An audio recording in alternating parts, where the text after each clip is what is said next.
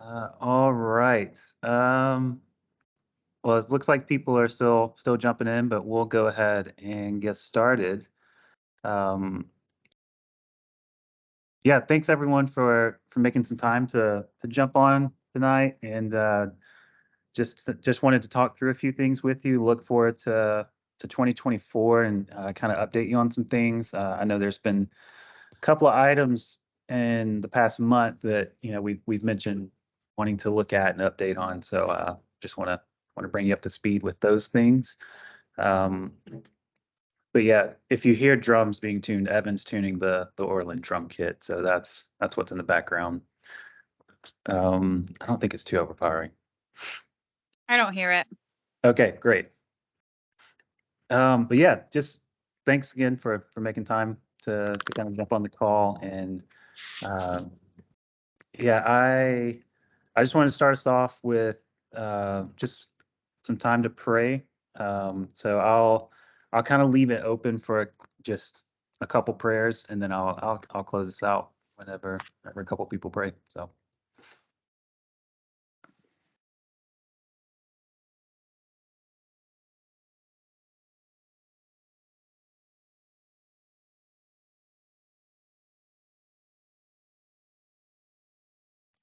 Okay, I'll be the first. Father, thank you so much for this time, and thank you for everybody who is jumping on today.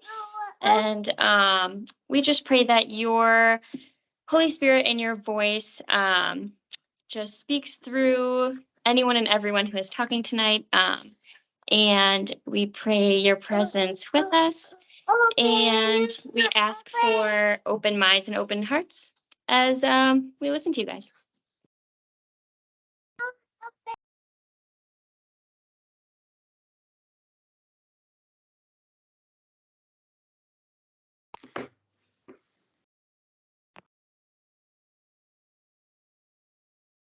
God, as we come into this next year as a team, I pray that we are all unified with the same purpose and goal to bring glory to your name.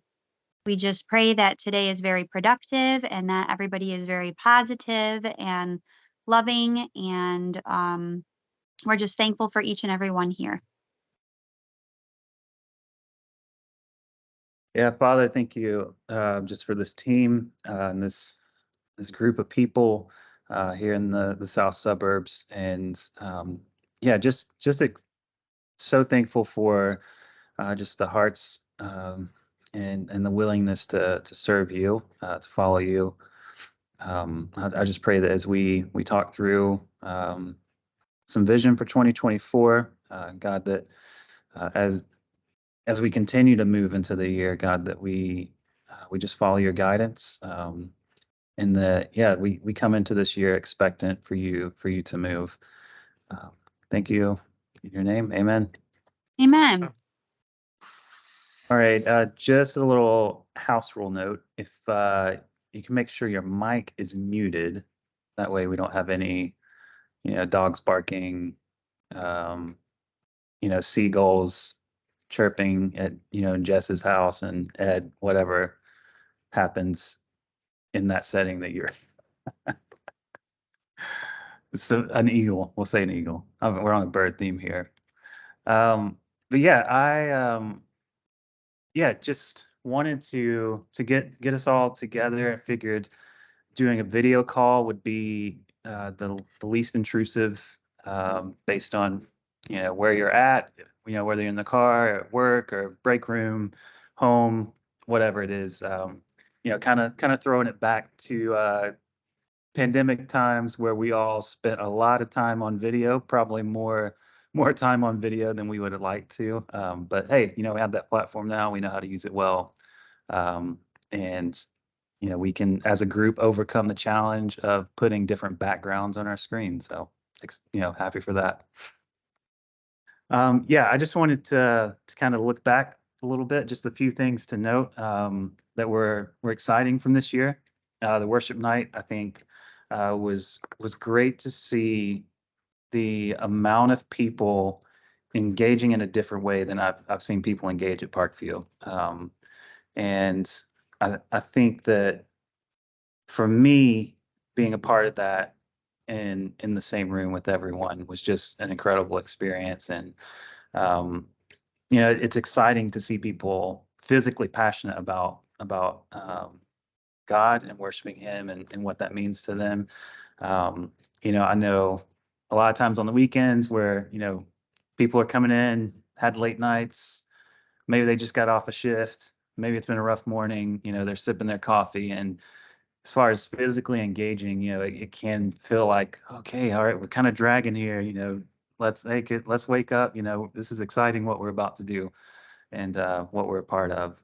But you never know what's going on in someone's life, and I've had people who are look like a statue, and it looked like they hated worship, and I was like, I I don't know what you're thinking right now, but it's not good about worshiping.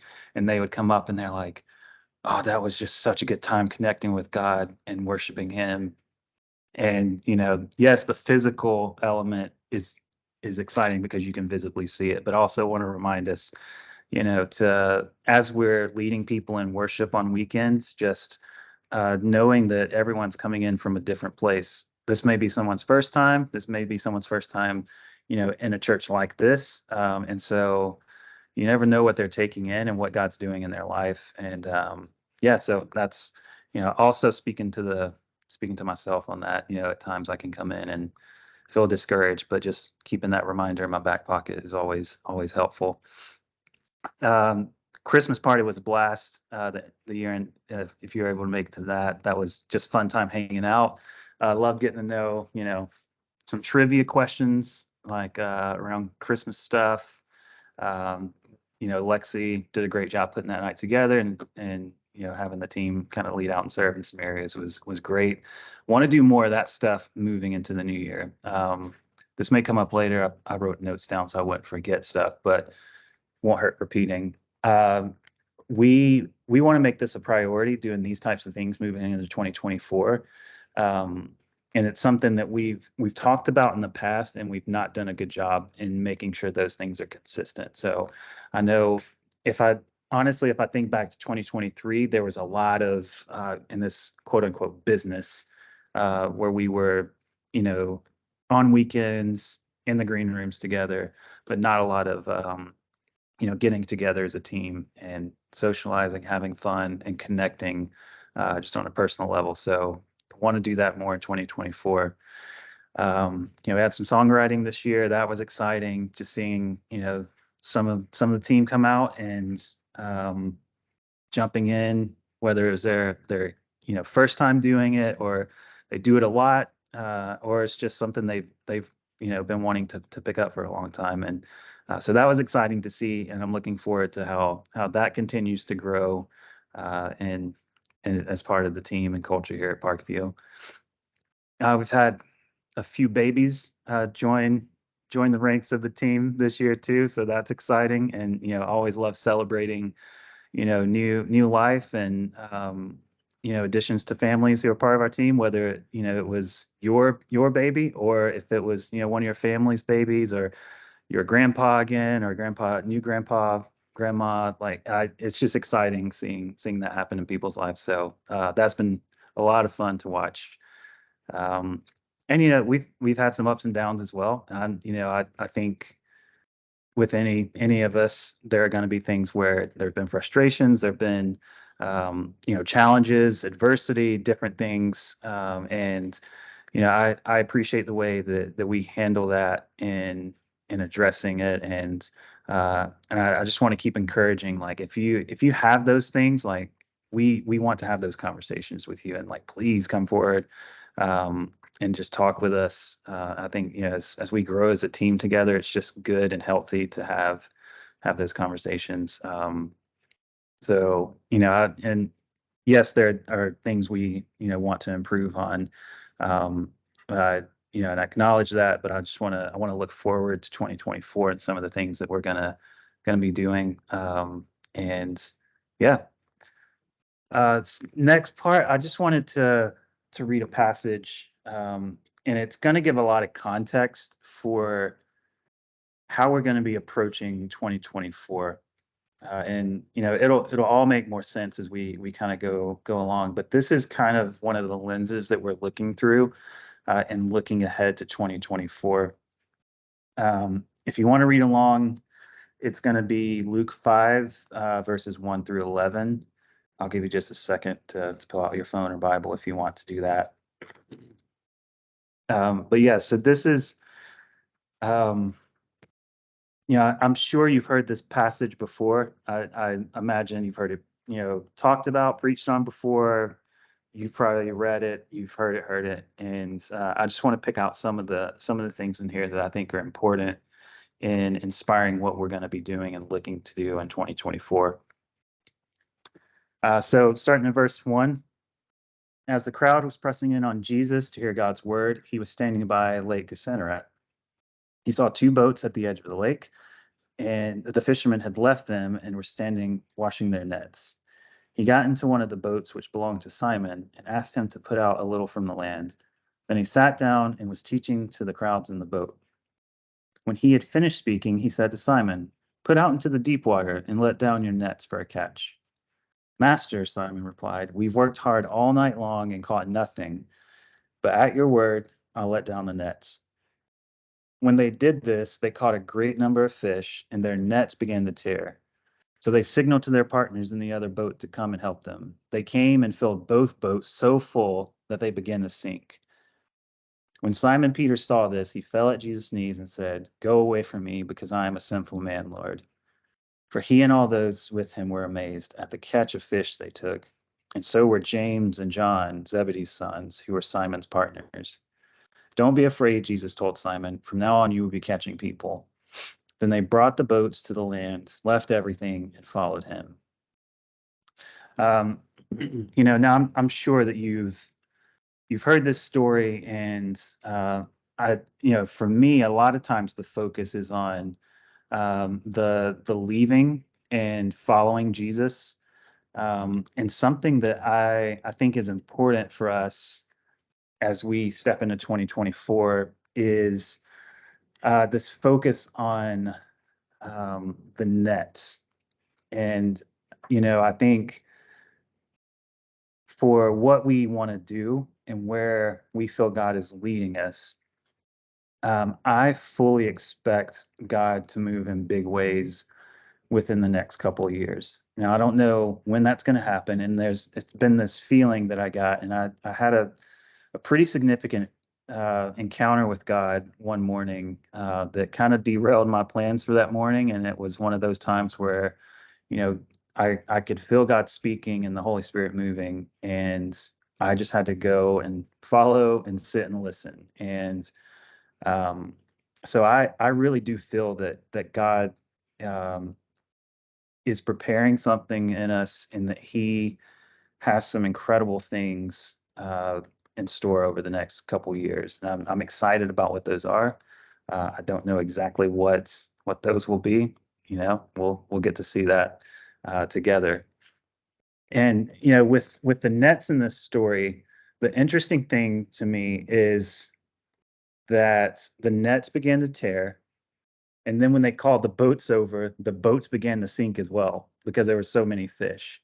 And they had been working all night already. So it wasn't like they were just sitting around, like twiddling their thumbs, and then, bam, Jesus brings some fish on them. They had their nets, they had their boats, they had the person power, the equipment, and everything ready to fish. And the issue was that the capacity at which they could take the miracle that Jesus was doing was directly related to their experience fishing. So they had their nets, their boats, everything prepared for what they knew that they would catch, or what they thought they knew that they would catch. And what Jesus showed them in that moment, is that with God, He moves in ways that exceed our expectations. He moves so powerfully that sometimes all we can do is just look on in awe and bow down at Jesus' feet. And I really have felt this, that that God is going to move, and I know He's always moving, and He is always there and present, even even when we can't see it. Love when we sing Waymaker. I love that song. It's about God moving even when I can't feel it. He's always there, always moving. Um, but what I I feel that he's about to do is to pour out more fish than what our nets and boats can handle right now. And I don't want us to be caught in a situation where God does a miracle, God moves, and we're not ready for it. And no, we'll never be able to prepare enough. We'll never be able to be close enough to God. We'll never be able to be fully ready to hold what He's going to do. But the more that we can prepare our nets, ourselves, our personal relationships with Him, our culture as a team, the systems and processes we have, all those things, will be better equipped to cope when God is ready to let the fish loose. And for me, that's exciting. And I love, and I also, it makes me nervous to know that, yeah, I want to see God move. And when we start praying for God to move, um, I think oftentimes we don't realize like what He's going to do. Ted said that this past weekend. It's like you know, you pray for something, but the way we expect God to prepare us for it is often not what we think is going to happen. So it's exciting, and it can be nerve-wracking at the same time.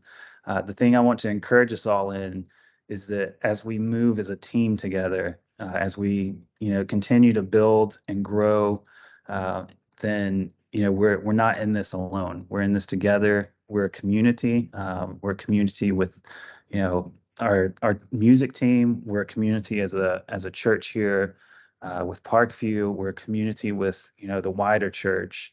And it's exciting, and especially when things start to move in other places as well, and God begins to build up things in multiple places. It's exciting. And so that kind of leads me to what I want to talk through tonight. And I just want to give you a little bit of context, and some of the inspiration for where we're heading. And so how do we prepare for a move of God? How do we strengthen our nets? And tonight we're not going to go into a lot of details. Some of those things are going to be worked out as we move into 2024.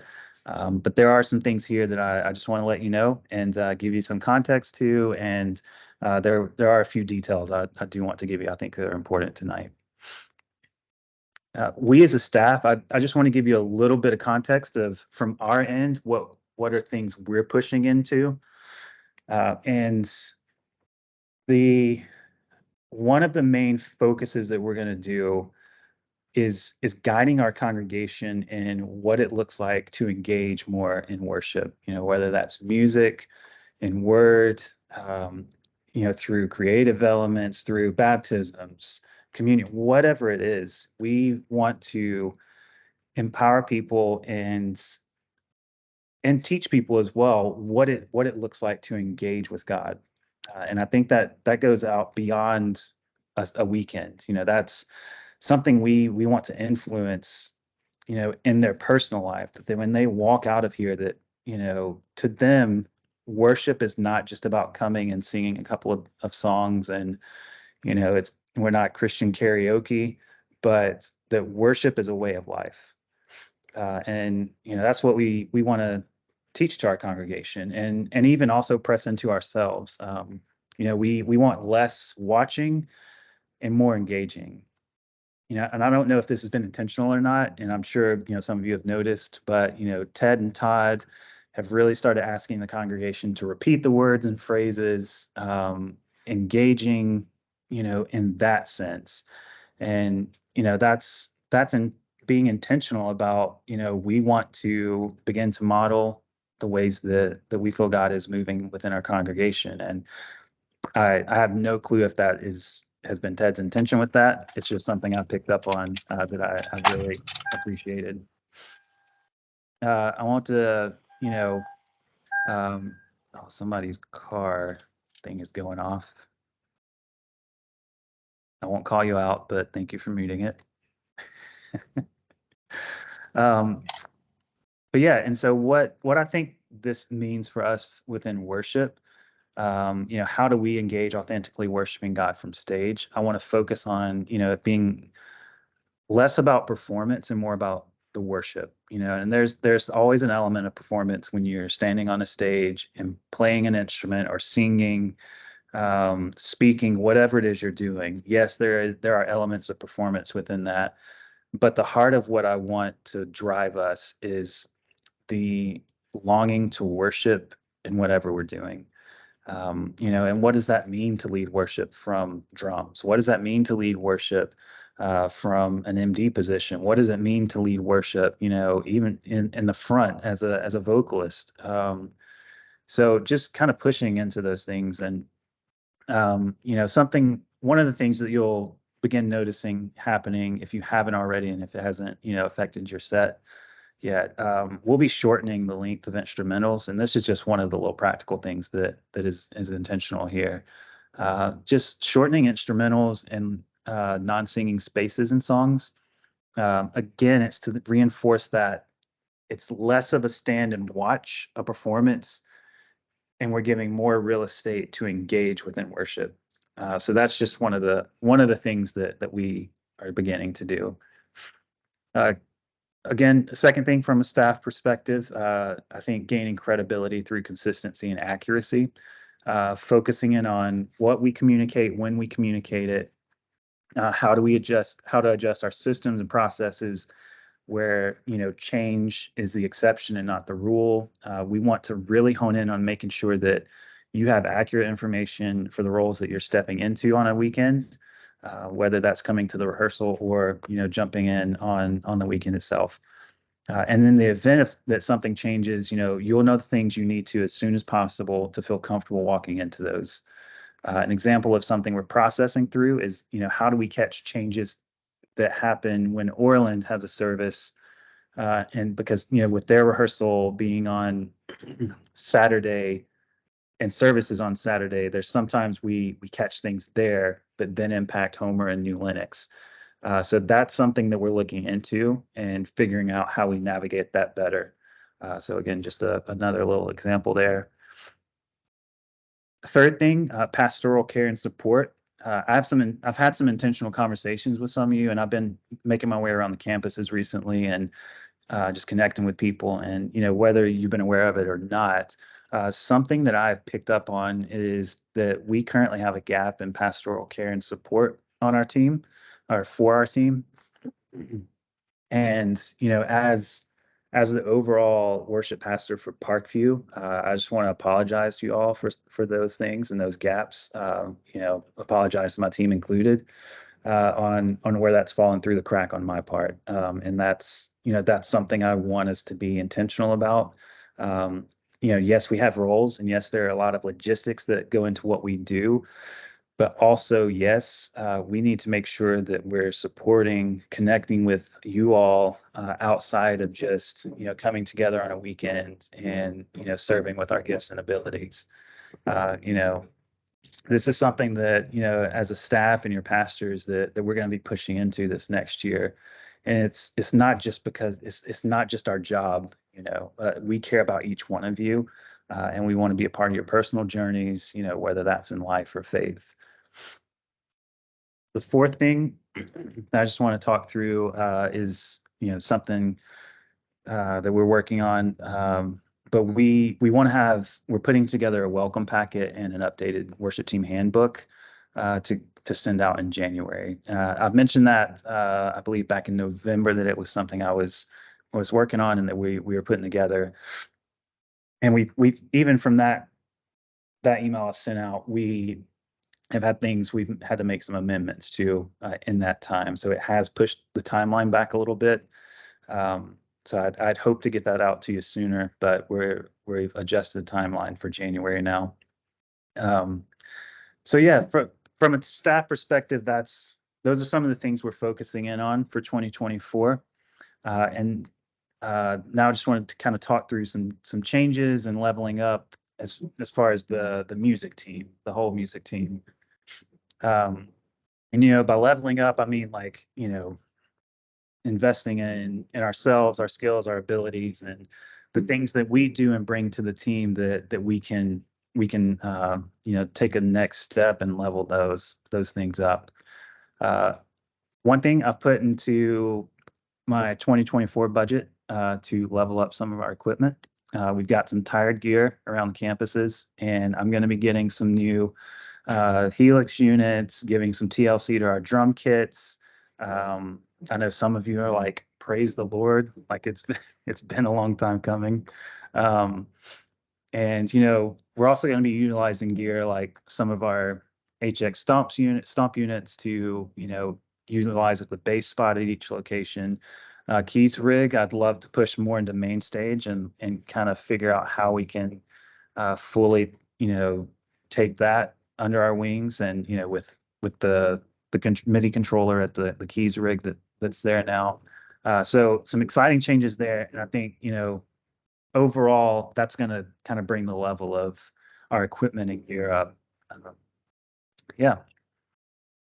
And we're going to try this in the new year and see how it goes. At rehearsals, for the first 30 minutes, we'll split up, and the vocalist and instrumentalists will kind of go and workshop their parts together. So vocals will go find a spot where they can kind of talk through parts. They can look at songs, any things they need to kind of work through. Same for the band. And yeah, so that's going to be something we try in the new year, and we'll see how that goes to see if that's a, you know, sustainable thing. This is something that we've talked about in the past, you know, and again, I mentioned it earlier, but doing more team get-togethers in 2024, just making sure we're making that connection, and you know, connecting in those ways. And I have an announcement for that later, which I'll get to at the end. Another thing is we want to build a culture of growth, development, leveling up, helping each other succeed, feedback, celebrating successes, not shying away from hard conversations, all of those things and more. But in the new year, we're going to sit down and put role expectations to paper, and starting with the worship leader role and the music director role, we'll specifically focus on those two roles first, but just put down expectations for what that role is and what we need that role to be in the context of our team. And you know, with the expectations that we put in place for each role, we're going to have tailored feedback, you know, for you as a person and individual, on how we want to see you grow in line with those expectations. And you know, as a staff, we want to help coach and develop you to meet those expectations that we lay out. So we're going to be sitting down in the new year, to build those out, and then we'll also develop a timeline for, you know, other positions as well. Last thing I want to talk through is, if I could get Evan to do a drum roll, that would have been perfect if he would have done a snare roll at that point. ChartBuilder. So I know I can hear it ringing through everyone's house and car and wherever you're at. You know, that I am going to admit this has been a challenging season with ChartBuilder. I think all around from a user perspective, also from the perspective of building things out. From our end, there's been bugs and things that happen, and I know a lot of you have endured some, you know, frustrating things with ChartBuilder, and I know there are several of you who it just hasn't even worked, and so that's, you know, I recognize that, and I really appreciate all of you journeying down that path, you know, whatever your view of ChartBuilder is. And, you know, one of the values at Parkview is taking risk. And, you know, we needed a change to happen. We took a risk on this, and, you know, it hasn't worked out like we had hoped. But like I said in the beginning, when we first announced it, you know, if the ship starts sinking, we're not going to ride the ship to the bottom of the ocean. And so we're going to make some shifts out of ChartBuilder. We're moving away from ChartBuilder beginning in the new year, and we're going to move things back into PCO. And I think doing this is going to help in one, that we're all familiar with PCO, especially those of you who have been on the team for a long time. You know, that's where you would go to for everything. So we know the layout, we know the format. There are going to be a couple of differences from how it's been utilized in the past. So I want to go over those. There are going to be custom AVL references, custom chord charts, and custom lyric docs. Sorry. And so those will be to the arrangement of what we'll do on a weekend. So if you're going to reference what we'll be playing, that custom AVL reference, and it's labeled AVL reference or ref in PCO. The charts and the lyric docs will be what you need to reference. We'll also lay out the song sequence within the notes of the song within PCO. There will be up tracks that we'll import from multi-tracks. Those are going to be in the original arrangement. So, for example, Firm Foundation, which I think originally is like a 8-minute song. The up track will be the 8-minute version of that song, but the AVL ref chord chart and lyric doc will be the custom arrangement that we'll play. So just a little tip in how to use the new way we're doing things. Try to learn as many of your parts from the AVL ref as you can. And for anything that you can't pick out, then that's when you would utilize the up track as a reference to go in and more specifically look into your parts. That for us, we feel is the best way to utilize this. And I think it helps to kind of bridge the gap in that, you know, custom AVL ref versus the up track. And again, we realize these are things we're changing and moving to. So if you need help, you know, when navigating this stuff, please don't hesitate to reach out. You know, we want to help you know, walk you through that and make sure you're comfortable using things. And I realize that the way some of you rehearse, it may be, you know, in reverse order. And so we want to help you navigate that as well. And with ChartBuilder and the way importing the tracks from multi-tracks, we know there's a gap for Vocalist. So we want to focus on that and how we address that in 2024. A couple of the things that we're looking at doing, first quarter of 2024, we're going to try doing a vocalist workshop once a month. And we'll send out details later once we get these ironed out. But this is going to be time to get together to focus in on some core elements or how to find parts. You'll be able to ask questions, and then just having some time together as vocalists to learn from each other. And you know, if there are tricky things that you're trying to figure out for a song, this could be a spot where the group works on it. We haven't built the details out, but you know, the team are going to be working on that.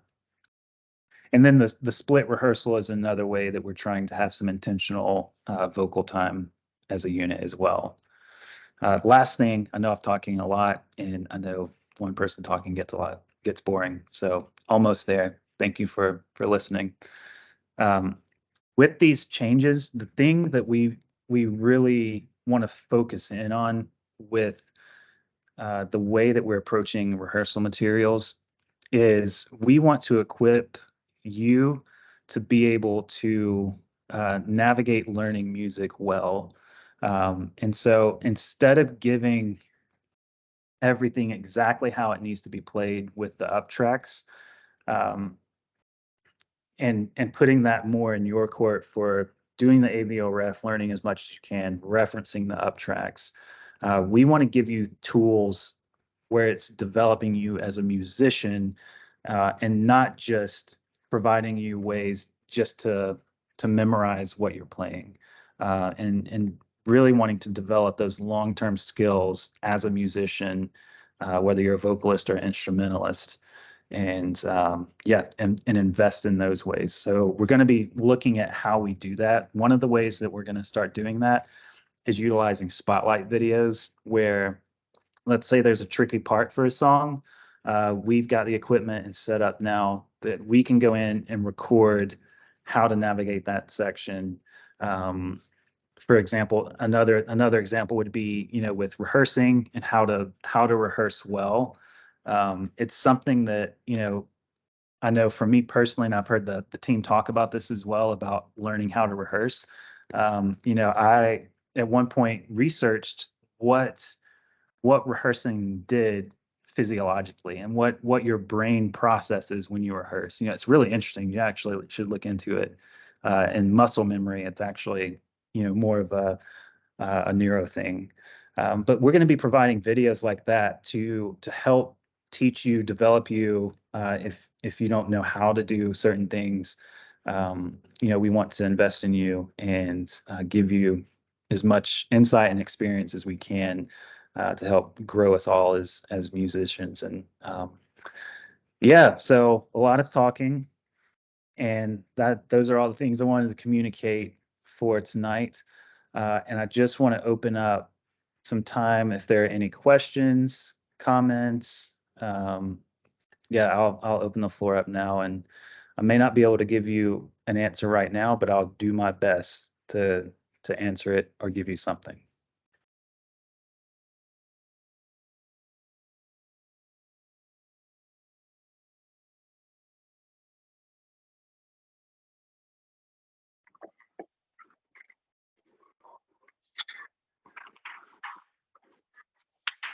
Hey, Derek, can you hear me? Yeah, I got you, Ringo. I transferred to my pod, so I didn't know if I was just here listen only. I think one thing that would be helpful when you're talking about musicianship and showing you parts and everything like that. I'm not going to say, how do I want to phrase this?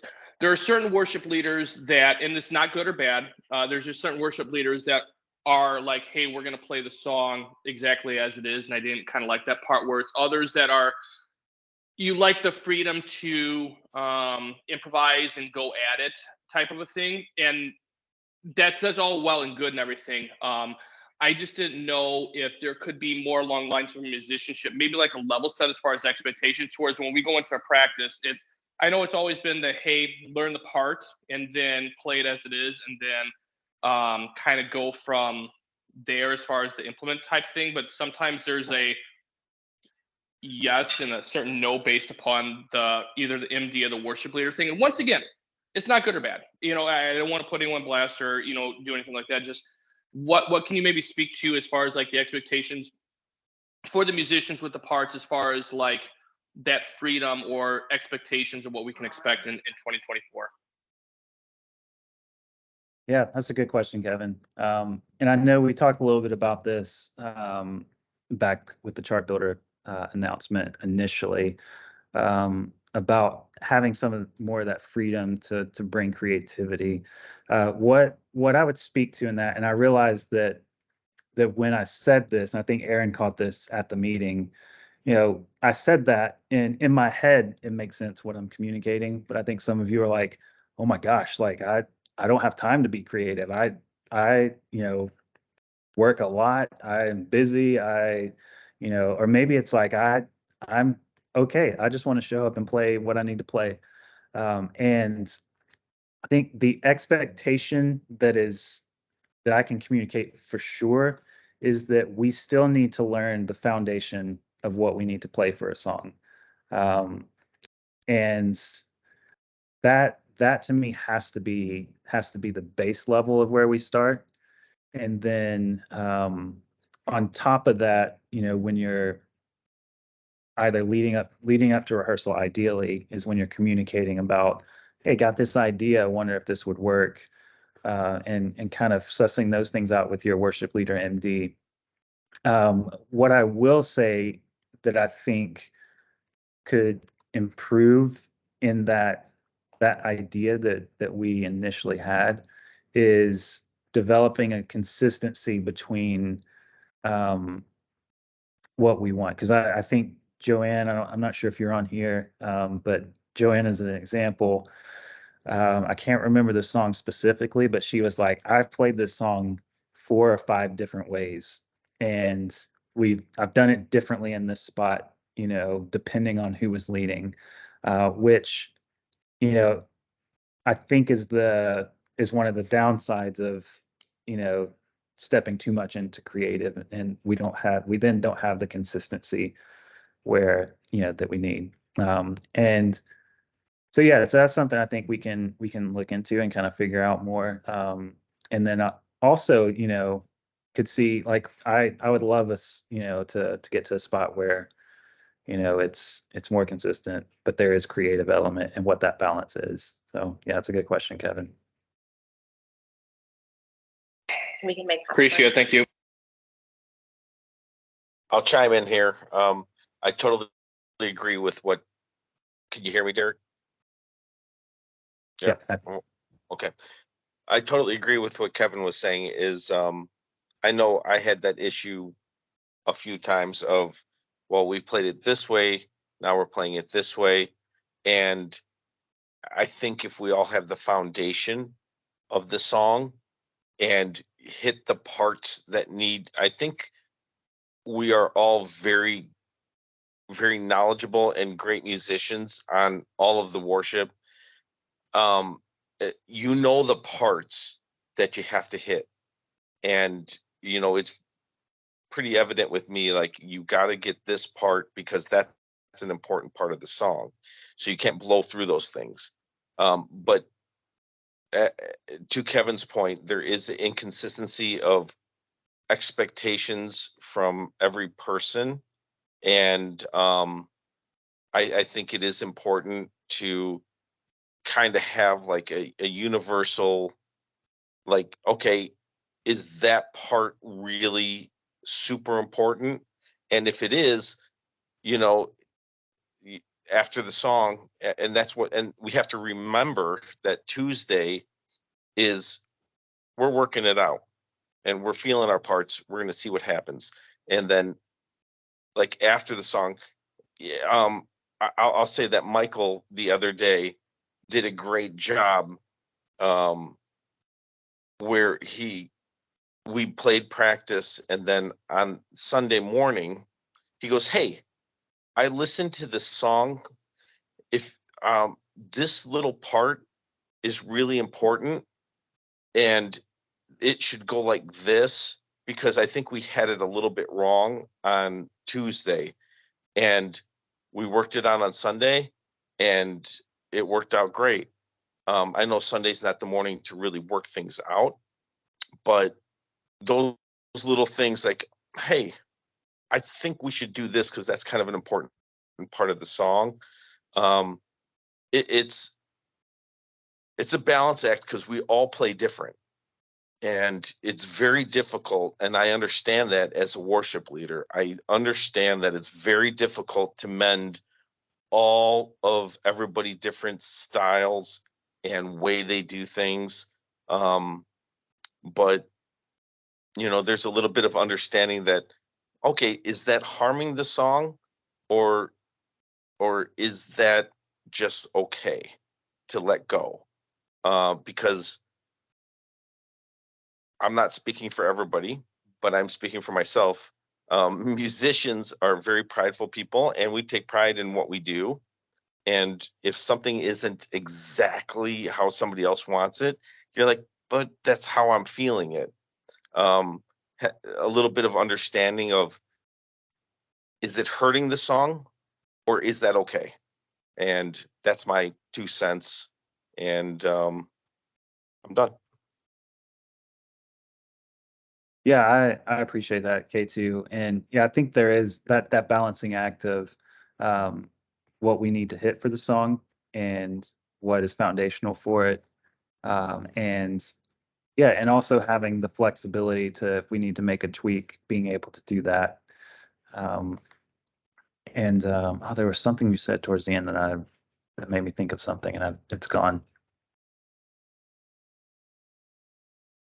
But yeah, so that's great words, K2. And yeah, I think that having I remember. Okay. I think that also is the importance of, you know, with those of you who are MDs, you know, needing you to step into that role of making sure what the band is doing is hitting that level of foundation where we need it to hit, but then also kind of being like a gatekeeper for keeping things on the rails in rehearsals and on Sundays and our Saturdays and Sundays. So I think, you know, that's another thought that kind of came to mind when you was talking, K2. I have a question.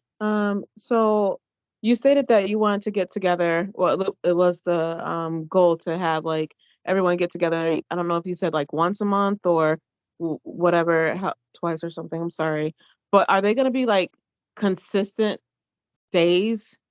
Like for instance, you know, on the third weekend of every month, the worship team is going to get together. Is it going to be something like that, or is it going to be like sporadic dates? That's just me coming from a very OCD person with scheduling. So yeah, that's my question. And I know I'm not the only OCD person on here, so it's okay. Yeah, that's a great question, Ezra. And hey, congrats as well. I don't know if y'all see little babes on the screen too. Oh my gosh. Yeah, I think that's something that we'll take into consideration when planning that. I know having consistency in schedule is, you know, always a good thing when you're planning things like that. And yeah, so I'll be sure to I'm noting that down.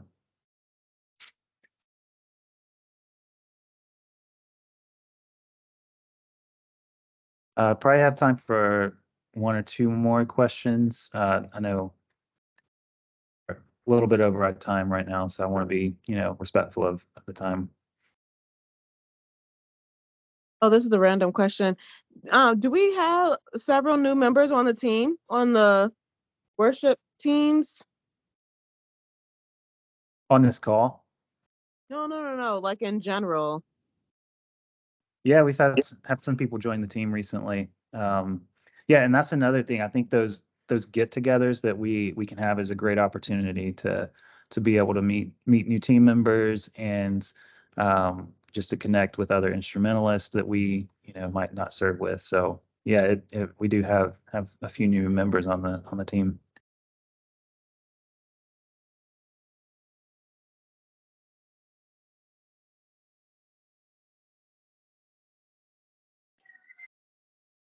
Hey, to close it out, not necessarily a question, but a comment. Just want to, from I think probably much all of us, just thank, you know, you, Derek, Gino, Chanel, Lexi, everyone from the worship team that put so much effort into making this thing tick with the planning and the scheduling and everything like that. We really, really, truly do appreciate your hard work and everything like that. So thank you very much.